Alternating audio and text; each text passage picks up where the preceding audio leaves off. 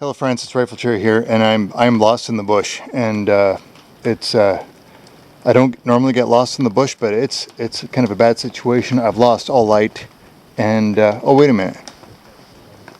Well, look at this. It looks like a wall tent, and I'm just gonna walk towards this. Hopefully, maybe they'll let me in and give me some safe passage for the night. Hello. Yeah. Yeah, hello, it's my name's Riflechair. Can I come in just for a minute? Is that Riflechair? Yeah. The real one? You're welcome. Well, thank you. Well, hello. Well, hello. Hi there. How's it going today? It's going very well. Well, thank you very much for letting me into your tent. Wow, this is I always fantastic. thought you were some kind of a computer-generated thing. Like Max Headroom? This video is about wall tents. It is recording. Is it okay for me to have stage fright? Am I supposed to say clever? Or You're supposed to only say really, really good things? witty things. Yes. Oh, okay. So Witty as long as I know that. I think I got some anti-anxiety pills here somewhere. Welcome to another episode of the Riflechair something channel, and today we're just going to have a quick discussion on the pros and cons of wall tents. Now, how long have we been in this tent now? 4 days. 4 days? And over that time, have you found yourself to be incredibly uncomfortable? Well, yeah. Oh, okay. But that was, never mind, that's in a different topic. Okay, sorry. So the weather that we've been having in the last 4 days has been a combination of snow, rain, which you can probably hear hitting the rooftop right now, wind, and cold. Yeah, it's the situation where, if you don't like the weather, just wait 2 hours. Yeah. So I mean, No the change. weather is constantly changing. Every two to 3 hours, we get a different system coming in, high pressure, low pressure, and we have pretty much all spectrum of weather situations occurring in our camp right now. And there are some things that a wall tent may be useful for you in relation to, say, possibly or in contrast to a recreational vehicle.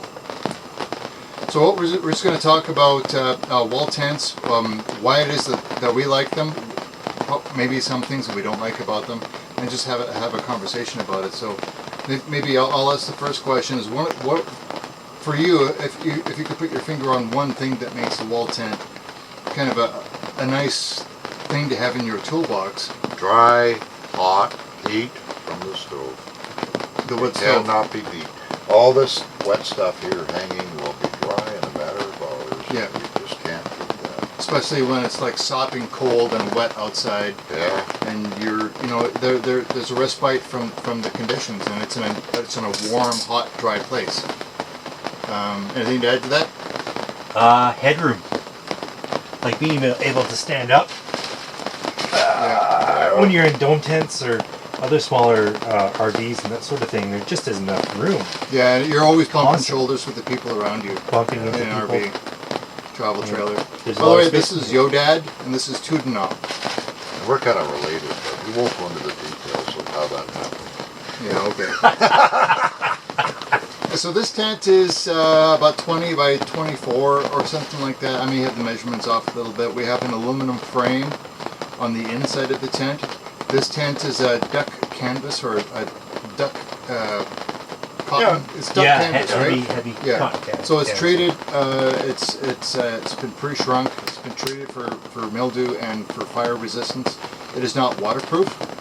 However, I haven't had any water infiltration problems since we've been here for the last 4 days. Yeah, I checked him behind my cot here with a sleeping bag, which slipped up against the wall. Yeah. No So damage. if you're making direct contact with the outside wall, Exactly. you That's might not draw. a good idea, but it was dry. Yeah. Yeah, bag's same fine. thing with my bag. Same Okay. situation. Yeah. So I've got around 6 to 8 inches of space between my cot and the wall. So my cot. So we're all elevated roughly 16 inches off the ground, maybe. Yeah. Like that. So the idea is that you have circulation of warm air going underneath your cot as well, so that you don't have a cold side anywhere around you. So air circulation is definitely a benefit of having a wall tent, having space to be able to move around, not constantly, bumping into people and so on. And this wood stove, which is an airtight, it is the large size, and they can be a little bit cantankerous so far as wood stoves are concerned for wall tents. Meaning that if you have too much of should we say, a spike of heat coming out of it because you put really fine fuels in it, you heat it up really fast, you want to try to damp it down a little bit, slow it down. You start getting this fire-breathing dragon situation going on. Like it's kind of a surge, and they are known as puffers. They can kind of go both ways. Yeah, puffers. Yeah. And sometimes you'll actually get a little bit of fire breath coming out of the air intake right here. It'll cough when it's coughing and spurting a little bit. But once it's balanced and it's back to normal, it's absolutely fine. So this chimney section, the way you see it now, it's got a 45 elbow, which is an adjustable elbow right here. Just a straight pipe, and a straight pipe going through the side wall. Because up here we do get snow, and you do get a weight on the ceiling. So having a stovepipe going straight through the roof, well, you get drips and water coming into your tent. So we can avoid that with the side wall. But it's just a straight pipe with two more sections on the outside of the wall. And creosote, if it builds up, it just drains straight back into the wood stove. Yeah, and creosote, very, very scary. Yeah, stuff. Creosote is very scary. Yeah. Illumination, we just have some baling wire and propane lantern, which is basically we could actually have a pulley system there, but we just have it tied to the side of the tent. We can lower it, change the fuel cell, and raise it as we need to.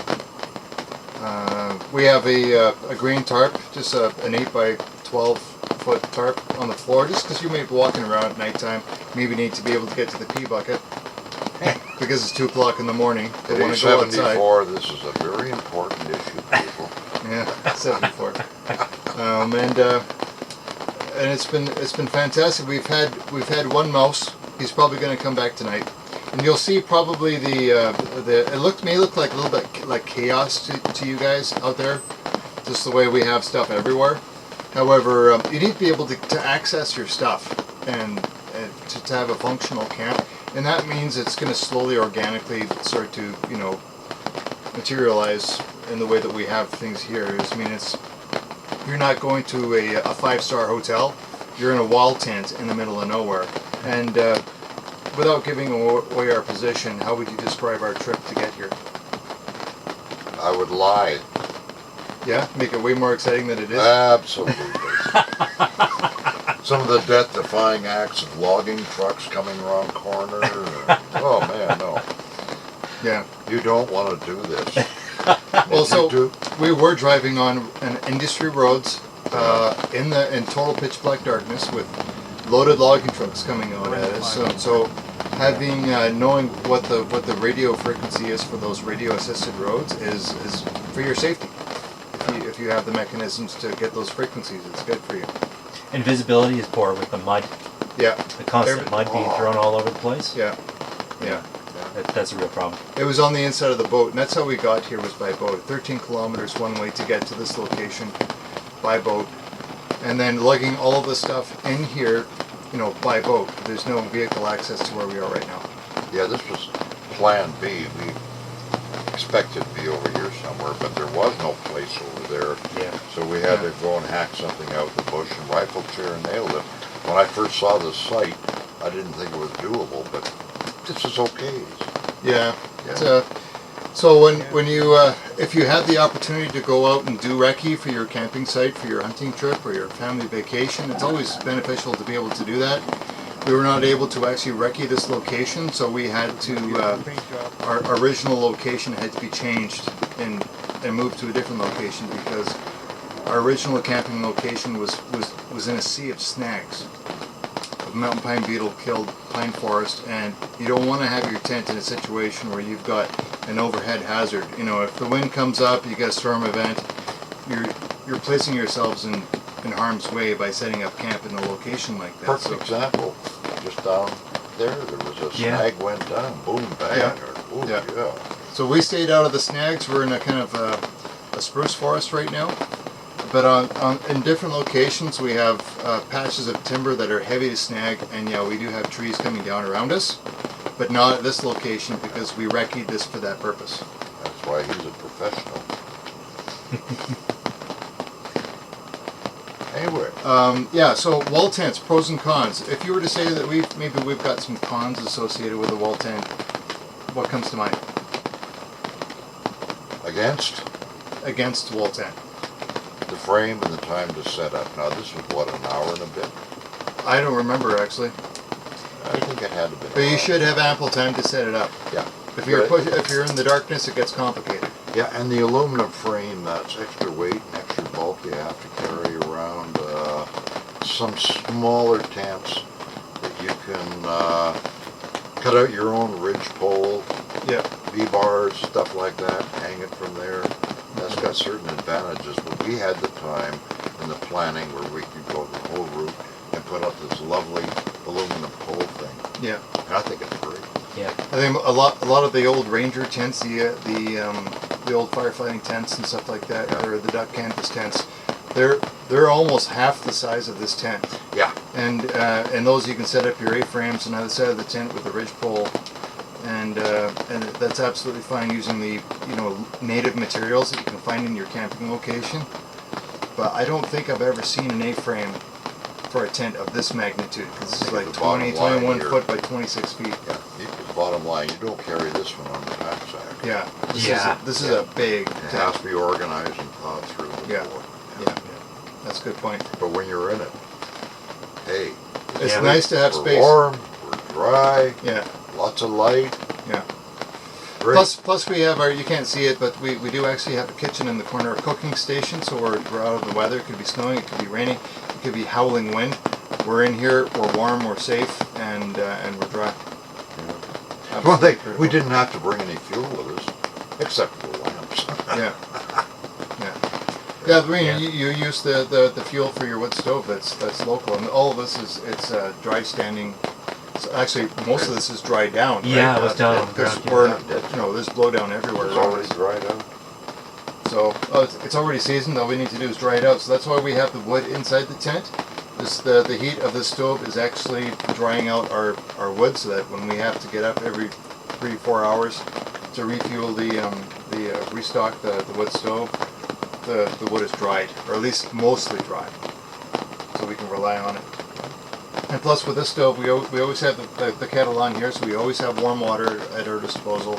We don't need to have a propane tank, with a hot water tank, and and maintain all that different stuff. Just let the wood stove do it for us. Great. So cots, lots of air movement, nice and dry, a place to dry out, and storage underneath your cots. And yeah. End of the day, it's a dry, warm, happy home. Yeah. Yeah. Any last thoughts? No, I gave up on that years ago. I guess the size of the cot could actually, the size of the tent can actually be a problem. I mean, it's good that it's big, there's lots of space, but it also means that you need a bigger space to put it into. Yeah, that's right. It's tricky to find a level, We relatively just level area. squeezed this one in. Yeah, like We these had to trees prep- really close. We had to to prep us. the area, and Yeah. yeah, So that's- having a chainsaw for a camp like this is pretty much a mandatory piece of equipment, Yeah. and you need to know how to use it safely and maintain it, because it is a lifeline, is your chainsaw. Yeah. So, Great. So I think that's it for this video. Yeah. Thanks. Thank you very much for your viewership and your subscribership. keep straight, shooting straight, there, Riflechair. Oh, thank you. And you guys too. Maple Leaf up.